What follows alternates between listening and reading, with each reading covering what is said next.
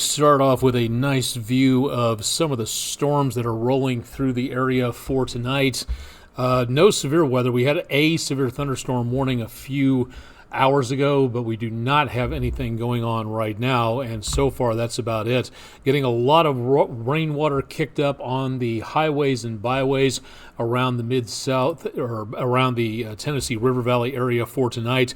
Tomahawk crane and rigging camera looking out over portions of the area around the 75-24 area of the interstate system, and showing again some pretty heavy amounts of rain. It's a lot better visibility now than what it was a little while ago. Getting some sparks of lightning out there into the background and more potential of rainfall coming down.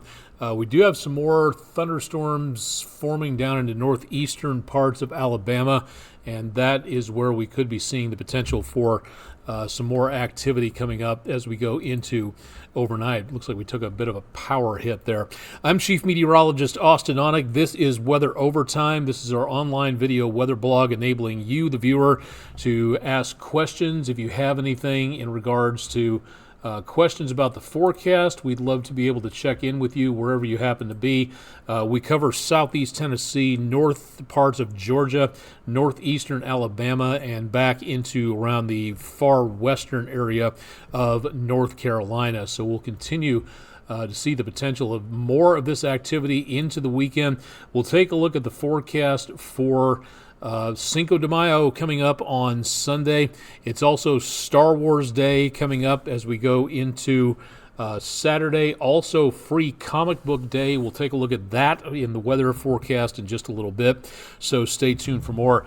Lookout Mountain out there someplace. You're looking west from the Plainview Outdoor Advertising camera, and a lot of rain and haze, and probably a good possibility of fog out there into the rest of the evening. So good possibility of that causing some delays as well as with the rainfall. Downtown Chattanooga, not a lot going on at this point. We're going to continue again to see more potential of some more scattered showers. We needed the rainfall. We are behind for the year at least by 2 inches, maybe by a little bit more.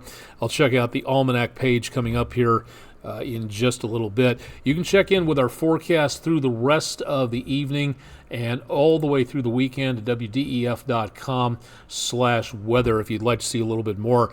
Downtown, taking a look from the public library all the way over past the TVA building and around Broad and Market Streets. A lot of people out and about. You can see some of the rain coming down in the camera eye from there. More potential of rainfall possible through the weekend and into next week. We'll talk about that in just a bit. Not seeing a lot of problems into and around the area of downtown. This view from the Patriot Concrete camera, you were able to see Lookout Mountain a few areas earlier, but right about now it's a little bit on the dark side, kind of hard to see that. So we'll turn the camera around and see what we can see looking toward downtown. Looks like our camera lens is off by just a little bit. Let me reposition that for just a second. And going to be seeing again the views out there. It could be a bit of a concern. Fog and drizzle, not to mention some wet roadways, so that could be a bit of a slowdown out there. Chattanooga Theater Center on the Speedy's Total Car Care camera. Not too many folks out and about downtown with rain falling. Not too many folks on the footbridge either. So looking across Coolidge Park, the Tennessee River, and over toward downtown Chattanooga. This is called the North Shore area, if you've ever visited here.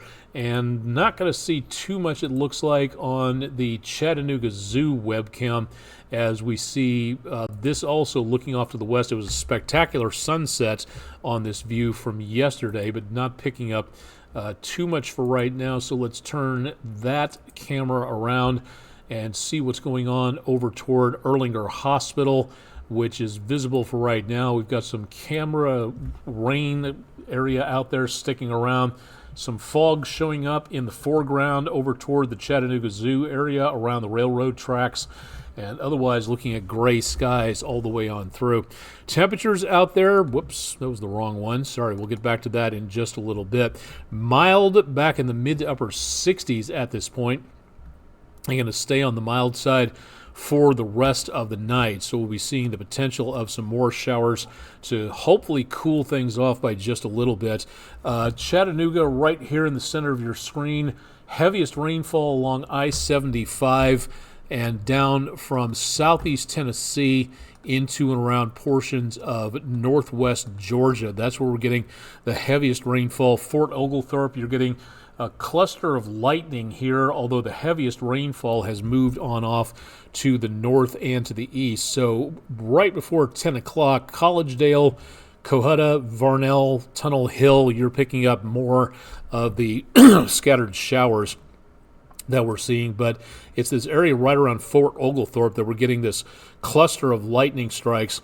They're not that powerful, and if you take a look up in the sky, you can have streamers of lightning sometime if you have the right setup. But tonight, looking at the way everything was seeing as I came back to work from home, we did seem to have just sort of very sharp, short shocks of lightning, just a big pow, and that's about it. So there's not really a lot of flickering lightning out there, which seems to suggest for right now that we're seeing these storms not really having a lot of power to them. We may see more of that coming up through tonight. We've got some more activity down between areas. Here's the Georgia-Alabama line, and this is where we're seeing more areas of showers and thunderstorms developing. These moving up will be affecting northwest Georgia, and that'll be south of the Tennessee state line into the next several hours. So expecting more rain as we go throughout the night and into tomorrow morning. Outside of that, we don't really have a great deal. Ooh, big lightning hits. Looks like it took out. Okay, our camera's back at Island Cove, so hopefully that works. Between Tennessee Highway 27, I keep wanting to call this Interstate 27 for a reason, between Soddy Daisy and over toward Cleveland, around the area between I-75 and did it again. Highway 27 and 127, cluster of some showers, some very small lightning strikes just around the Tennessee 27 area, but really not much more than that. So we are decently quiet. There's no warnings showing up whatsoever at this time, and hopefully it stays that way, that we won't see anything else taking place. The only watch boxes we have at this point, way back over into around Texas. We've got a tornado watch there into northwestern Texas, basically. Eastern areas of Mississippi, special weather statements down around the Alabama-Mississippi line. Excuse me, not much more than that. Some special weather statements up toward Nebraska, New York State, upper New York State, northern areas of Vermont. Pardon me, a lot of root beer tonight. Decently quiet all the way around. So for right now, again, we just don't see too much of anything really occurring. We may see that potential of more showers and thunderstorms through the evening and into tomorrow. And outdoor activities, that's where you're going to need plan B, just to make certain that you are ready to go back indoors again. Heaviest activity now, even close to us, is up around portions of I-40 between Knoxville, Crossville, Cookeville, and Nashville.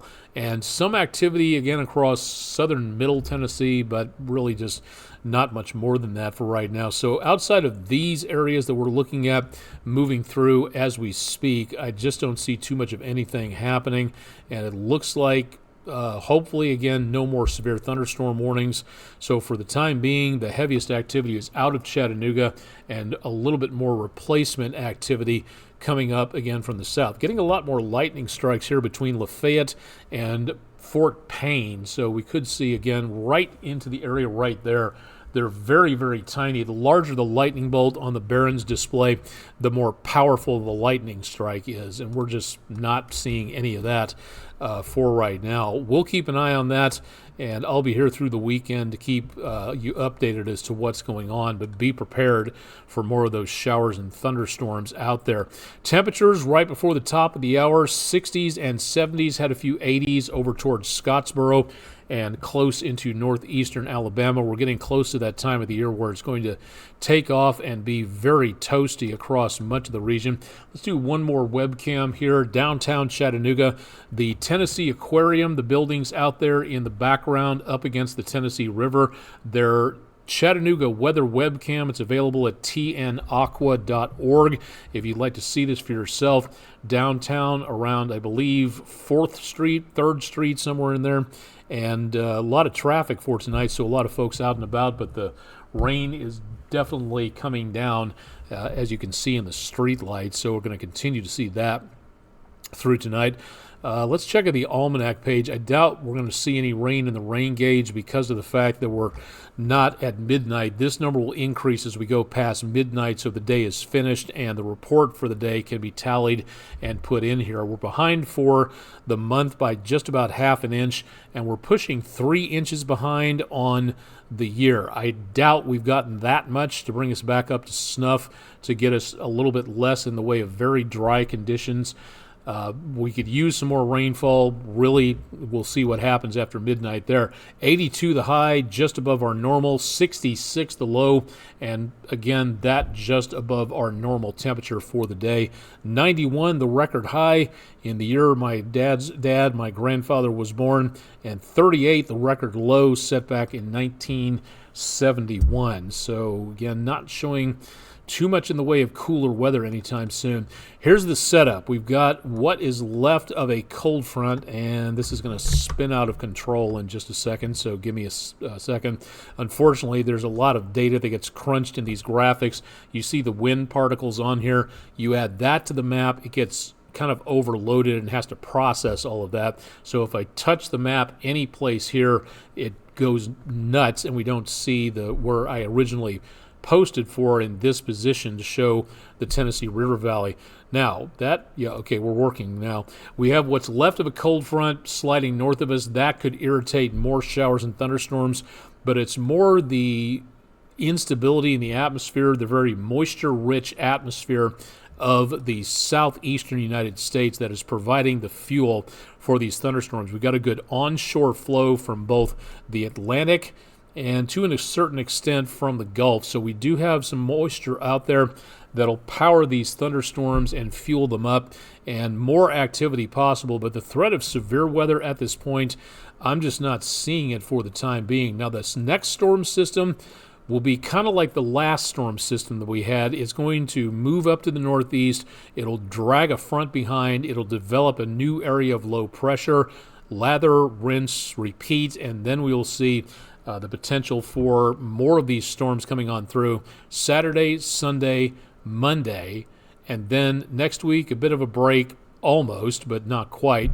And then we get into the potential of some possible heavy weather coming up by next week. We'll talk about that in just a second. For right now, it does not look like much, and we could see, again, more scattered showers and thunderstorms. I would not be surprised to hear some rumbles of thunder overnight, maybe occasionally gusty winds. Some of these storms could be borderline severe in some locations. Lower 70s to mid to upper 80s, depending on who gets the sunshine, who gets the maybe some clearing skies out there. Probably a lot warmer down to our southwest, but again, with the thunderstorms out there, a lot of these temperatures will be in flux. They'll be a lot cooler where the rain and clouds block out most of the sunshine there. For Sunday morning, that's where we see less happening in the way of rain. Next part of that system, that next storm system on the way. But once again, that's not really going to give us any cause for concern. South of that front, we get a more widespread chance of showers and thunderstorms. And those overnight, we could stir up another good portion of storms into Monday morning. So going to work and school Monday morning and coming back home again, you may see some slowdowns in rain, but you also may see some wet roadways. So best to plan ahead and get a little bit more time and a little bit more space between you and the vehicles if we start getting that rain coming back across the area. Now, by News 12 at 11, not much going on Monday night. Tuesday morning, we do see that potential of more showers and thunderstorms around, but into Tuesday afternoon, Not a lot, some, but not a huge amount, and that is where we see the kind of the lull taking place before we ramp back up again and see some more chances of showers and thunderstorms coming through as we get into next week. So we got a bit of a break, but unfortunately each and every single day we are going to be seeing the potential for some showers and thunderstorms out there. So that is, again, where we see that potential. We're going to be watching to see how that stacks up into the next few days, so definitely want to stay tuned for updates on that forecast. Now, particularly because of this, the National Weather Service has a branch called the Weather Prediction Center, the WPC. It's a really handy website, and I'd recommend checking it out if at all possible. News 12 viewing area, North Georgia, Northeast Alabama, Southeast Tennessee, Western North Carolina. Now we take that green polygon that you see. This is a file that includes the 3 to 7 day hazardous prediction. All these polygons represent something that is going to be going on into the next week or so. Now way back into around this area, make certain I'm pointing at the right place here on Twitch. This, again, is where we see the rougher weather taking place. So from the Mississippi River, mainly to the west of that, we see the potential of stronger, possibly severe weather. Texas all the way back up to, it looks like, Iowa and Nebraska. And some of that could lean over the Mississippi River up towards Chicago as we go into and around earlier next week. Here's what we're looking for. This great big green polygon is where the Weather Prediction Center sees the potential of some heavy rainfall. For right now, it's a little bit early to take a look and see just what we may be looking at for now. And this is kind of writ large, because in the next several days we'll be able to kind of narrow that down a little bit and show a little bit more. Notice we're on the southern edge of this. Not all the area is within that particular location of that polygon. So for right now, this could drift back and forth. This could shrink. This could grow. This could wind up being a very heavy rain event for portions of the area as we get into the next couple of days, toward the end of this next week, I should say.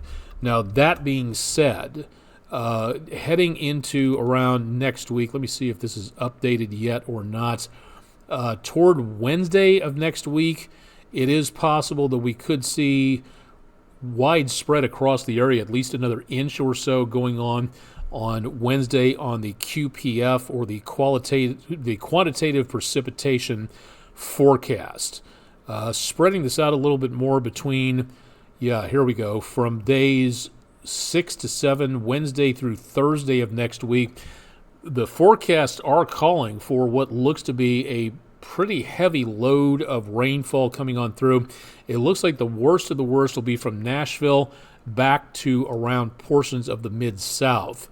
That dark purple category that you're looking at right there is showing right about 2 inches or so on the color key, and some of that happens in and around the News 12 viewing area. And remember the topography around here. If it rains on one side of the mountain, that water rushes down, collects in those valleys, and that can really aggravate the potential of maybe some flash flooding taking place.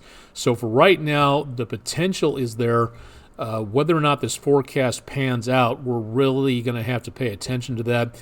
And let's do the entire week and see how much we wind up with in the next 7 days.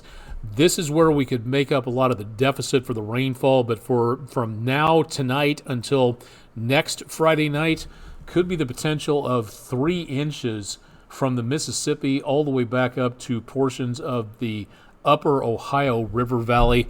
All that water's got to go someplace. So if that stacks up very quickly, some locations, we might be looking at the potential of some problems. So that is definitely something that we are going to have to keep an eye on. This forecast that you're looking at here and that polygon map I just showed you, that will change over the next several days. So keep it tuned to News 12 if you're in this area, or if you're not, we just want to keep up to date on things.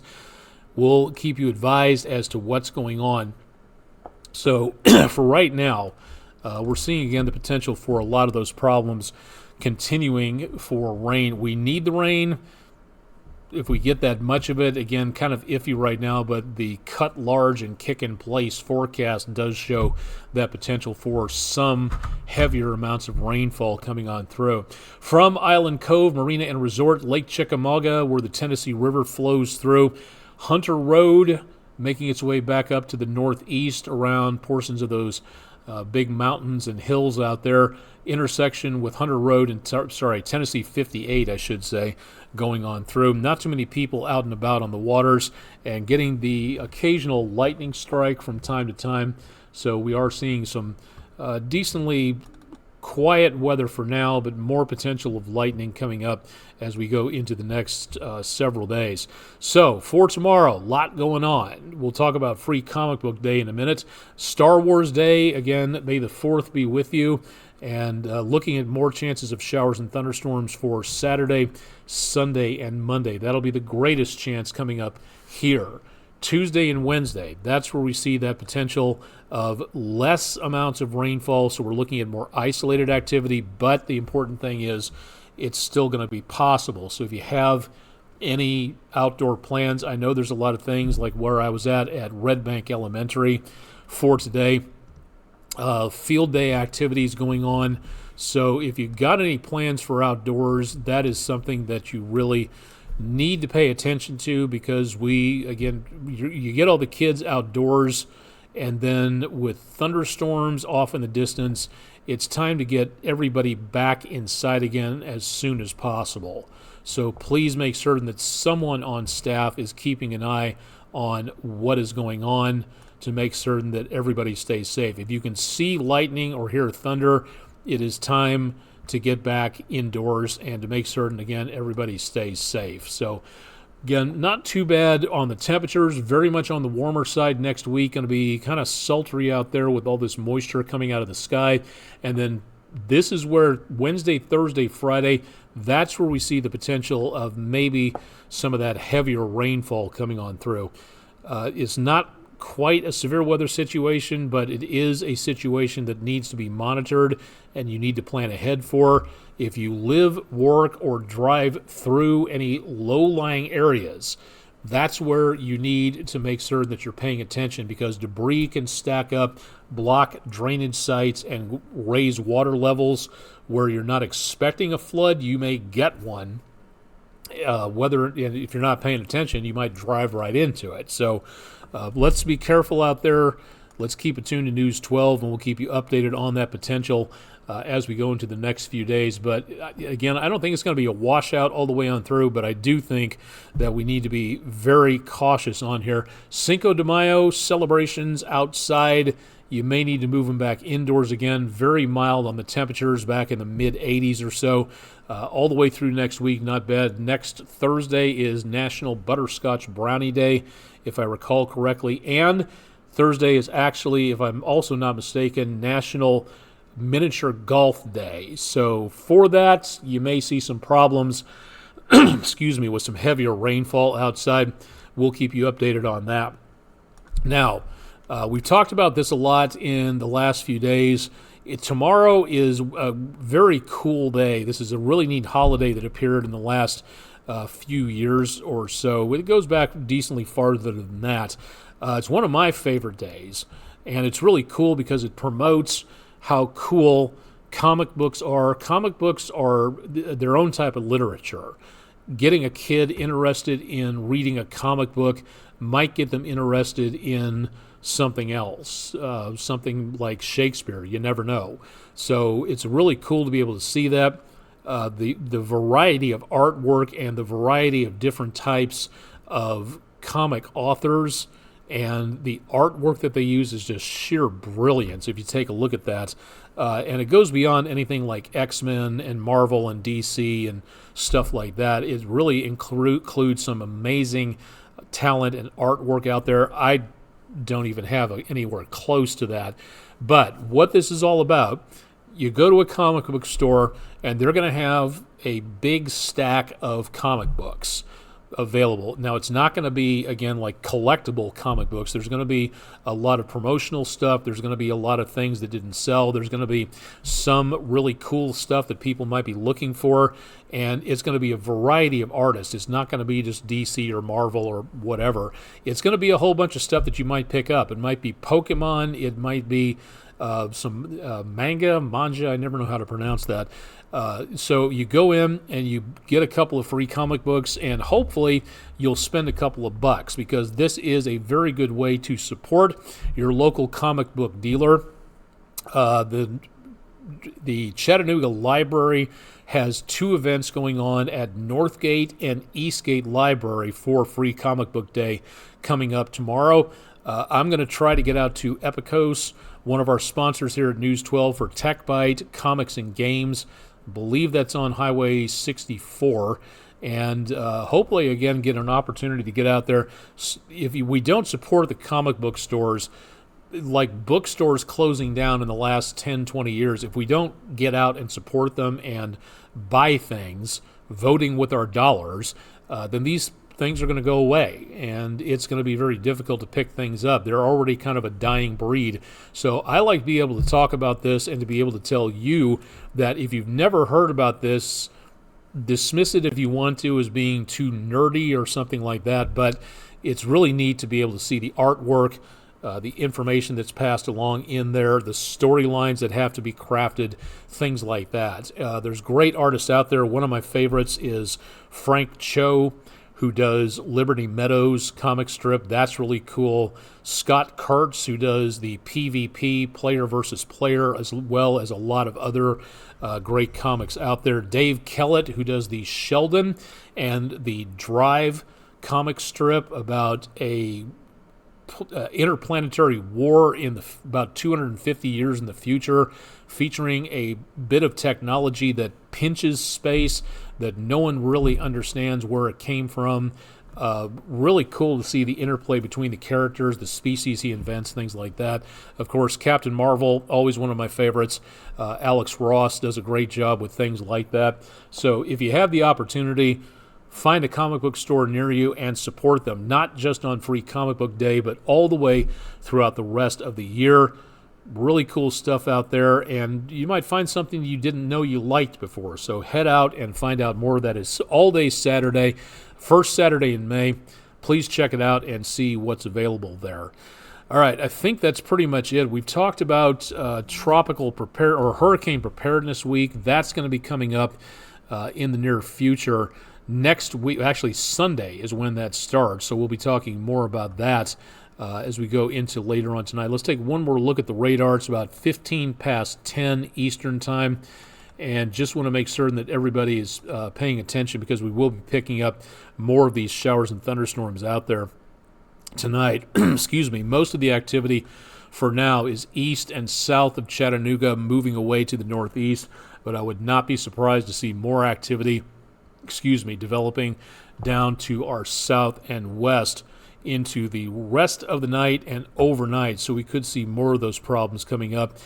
More thunderstorms, a little bit less activity around Fort Oglethorpe and less around Cleveland, but the heaviest rainfall for now, just about the quarter hour, is Cleveland down to the Tennessee-Georgia line and into northern areas of Georgia. Beyond that, again, Lafayette, Georgia, down into Chattooga, Floyd County picking up a couple of cells, and right about the area of DeKalb and Jackson counties. Fort Payne, you're getting some heavy rainfall right around Highway 59. A few lightning strikes there, but otherwise not looking at a lot of activity. But there will be more of this hit or miss type of storms through the weekend and into next week. And that, again, is why you need to be prepared for these things as we head into the next few days. Almost forgot, let's do one or two more things. Thanks to our own Courtney Goins, our multimedia manager at News 12, going to the Braves game against the Cleveland Guardians last Sunday. Love a good baseball game with perfect weather, hot dog, root beer, popcorn. I'm there for it. So thank you very much, Ms. Courtney, for that particular view. If you've got pictures, baseball-oriented or otherwise, send them in to us at pictures@wdef.com. You can drop to our social media media pages, or you can go to our brand new section of our website, wdef.com/photos. If you'd like to see what everybody else has been sending in, great website to go to check in more on that. Okay, I think I did the almanac page. Let me get one more thing in here. The 2023 hurricane season was something amazing in and of itself. Otis in the Pacific, in the far eastern Pacific, developed off the southwest coast of Mexico and headed to the northeast. How long did it take for Otis to go from tropical storm to Category 5 major hurricane? Choices were 7 days, 2 days, 24 hours, or 9 hours. And if the votes stacked up for 24 hours, half the votes, the lion's share, went to 24 hours. The actual answer was 9 hours. That was it. It took 9 hours to go from a fairly strong tropical storm as it moved over a little bit of warm water right up against the coastline of Mexico. This thing spun up very quickly. It deepened in the atmosphere. That area of low pressure became immense, and the storm formed around that.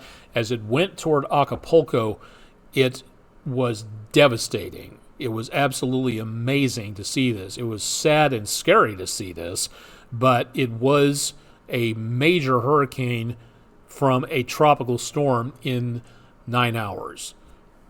That is incredibly rare, but how rare that stays depends on how we treat climate change, because the oceans are absorbing all that extra heat.